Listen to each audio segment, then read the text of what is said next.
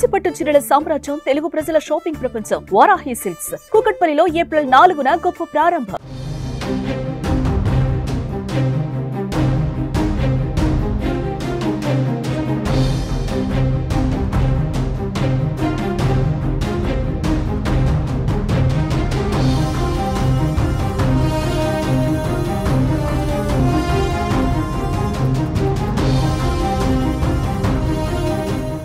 హైదరాబాద్లోని అత్తాపూర్ మెహందీ ఆర్టిస్ట్ పింకీ ఆత్మహత్య కేసులో కొత్త ట్విస్ట్ నెలకొంది.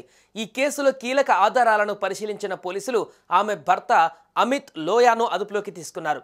పింకీ సంపాదించిన డబ్బులు తీసుకొని స్టాక్ మార్కెట్లో పెట్టుబడి పెట్టడం, ఆ తర్వాత జరిగిన ఆర్థిక నష్టాలే ఈ విషాదానికి కారణమైనట్లుగా దర్యాప్తులో వెల్లడైంది. పోలీసులు తెలిపిన వివరాల ప్రకారం రాజస్థాన్కు చెందిన పింకీ నగరానికి చెందిన బంధువు అమిష్ లోయాను ఫిబ్రవరి 2024లో రిజిస్టర్ వివాహం చేసుకుంది. భార్యాభర్తలు ఇద్దరూ హుడా కాలనీలో నివాసం ఉంటున్నారు. మెహందీ డిజైనర్గా పింకీకి నగరంలో మంచి గుర్తింపు ఉంది. ఏప్రిల్ 22న పెద్దల సమక్షంలో మరోసారి వివాహం చేసుకోవడానికి ముహూర్తం పెట్టుకున్నారు. ఈ క్రమంలో మెహందీ వృత్తితో పింకీ 7 లక్షలు సంపాదించింది. బ్యాంకులో రుణాలు ఇప్పించే ఆమె భర్త అమిష్ లోయా పింకీ డబ్బులు 7 లక్షలు షేర్ మార్కెట్లో పెట్టుబడి పెట్టి 20 లక్షల వరకు సంపాదించాడు.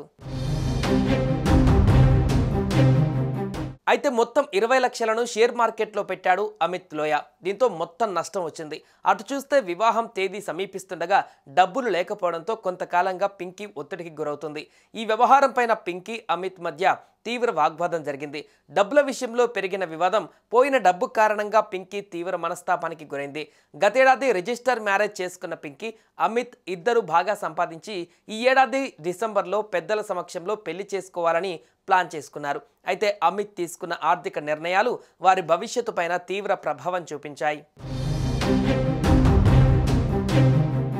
డబ్బులు పోయిన బాధను తట్టుకోలేని పింకీ చివరగా అమిత్కు కాల్ చేసి ఇంట్లోనే ఉరివేసుకుని ఆత్మహత్యకు పాల్పడింది. ఈ ఘటనతో ఆమె కుటుంబ సభ్యులు, స్నేహితులు తీవ్ర విషాదంలో మునిగిపోయారు. పోలీసులు అమిత్ను అదుపులోకి తీసుకుని విచారణ కొనసాగిస్తున్నారు. కేసుకు సంబంధించిన మరిన్ని వివరాలు త్వరలో వెలుగులోకి వచ్చే అవకాశం ఉంది.